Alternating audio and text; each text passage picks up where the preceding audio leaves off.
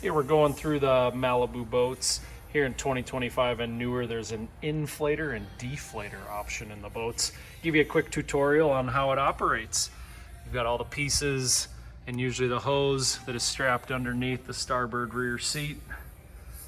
We're gonna start by holding that power button to turn it on.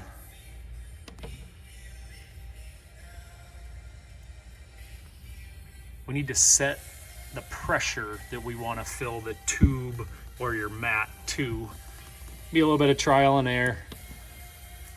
But to change it from the PSI, hit the play button one more time, and then I can scroll up to set it there. And then when I hit play, that's gonna fill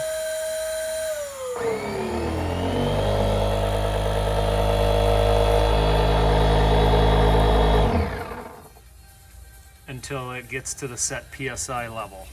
This works much better and much faster when the engine of the boat is on.